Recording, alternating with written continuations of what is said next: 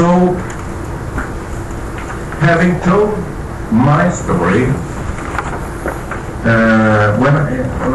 before I went on the PhD program, I happened to have the possibility to meet with Donald Polkinghorne. This was at the end of the 1980s.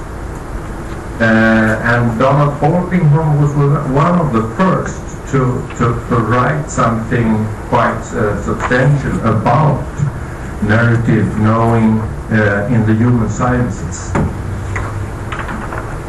So the last slide will give you the reference to his book. So I met him at the very time he was publishing this book in a course. And if you read this book, you can see that the situation for him is in some way similar to the story I told you. He was practicing psychiatric professional and at the same time a professor at the university. And he, at least this is the way I read the book, that it was the concerns he had with he was concerned about the fact that what the academic world produced was not really relevant in order for him to do his practice better.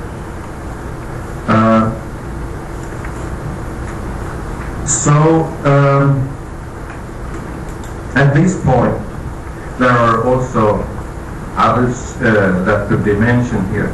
But at this point, you can, of course, ask the question, is this really valid everywhere, every time, and for all kinds of sciences?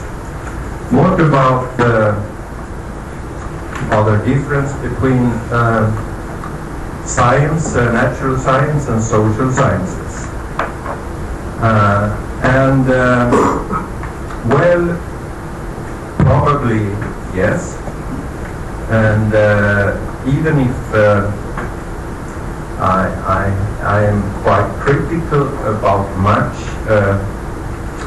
research, and the research I am most aware of is the research in social sciences and especially business studies.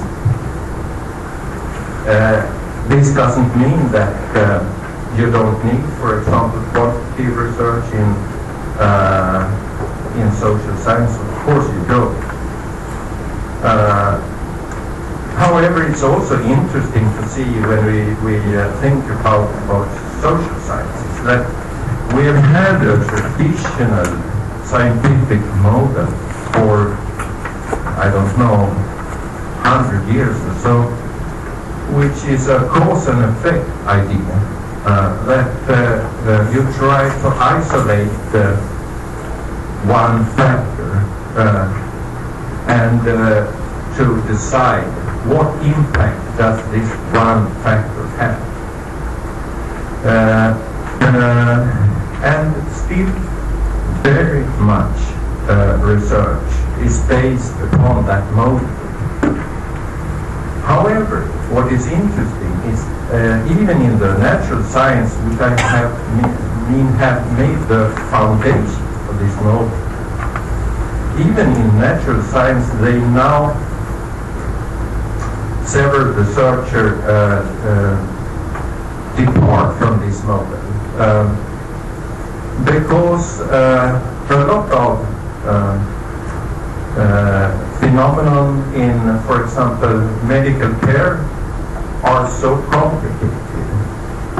There are so many factors involved that this model doesn't work in order to give some some kind of intelligent answer to certain questions. So therefore, even natural scientists have began to handle multiple causation in different ways, giving up this traditional model. And for people like me working in business studies, in management, well, almost every issue in management is a complicated issue. So a simple causation is almost never there. Still very much of the research in business studies is really heavily depending on that model.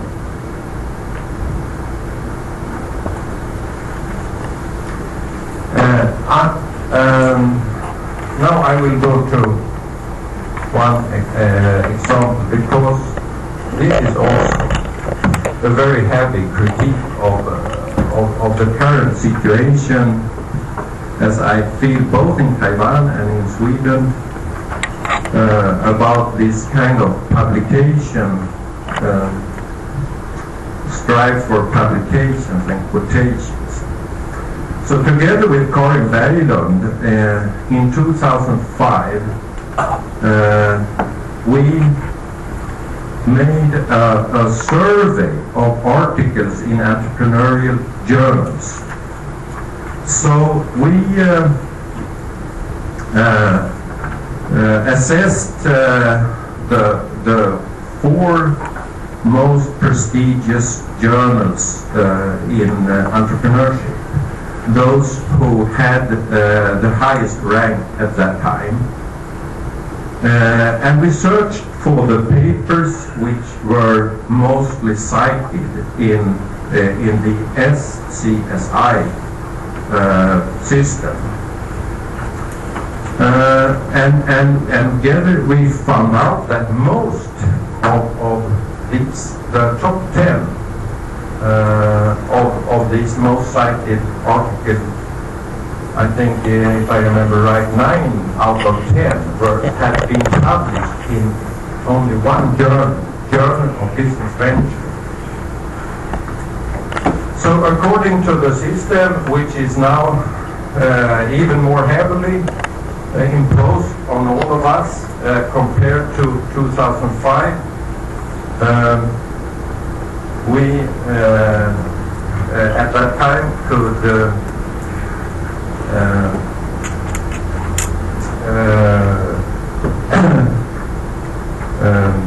see that the number 1 article, it was at that time cited 86 times.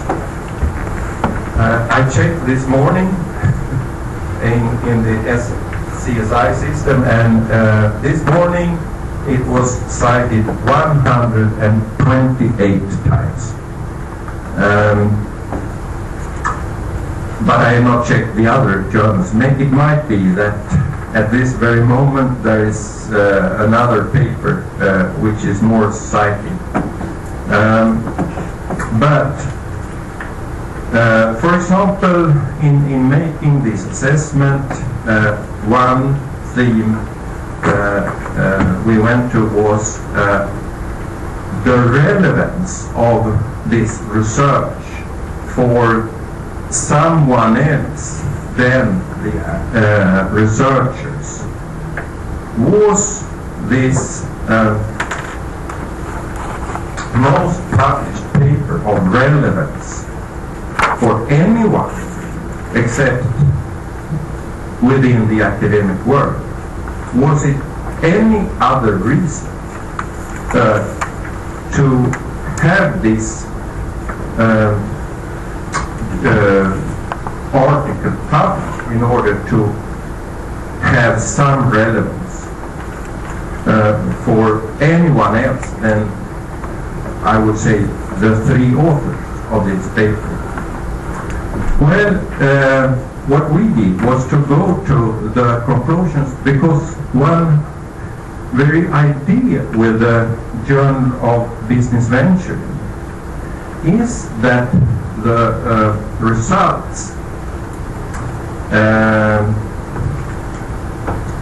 should be of relevance. So therefore, it's required in this journal that you have a section at the end where you give practical implications. And here is the summary of these practical applications in the highest, the most cited journal in entrepreneurship. The title of this paper is Improving New Venture Performance, the Role of Strategy, Industry, Structure, and the Entrepreneur. And the first sentence is what comes out of this, which means that the advice that is possible to give to the practitioners, the new entrepreneurs, is that entrepreneurs should double-check the strategies for their ventures before seeking venture capital. So what does that mean? I think it means that the recommendation is to the practitioner that they should think twice before they go to action. My question is, in order to arrive to such a conclusion, was this research necessary at all? I would say no. This is a very general advice. It sounds sound. Before you do something, think. Maybe think twice before you do it. Yeah, it's okay. But it's not very specific.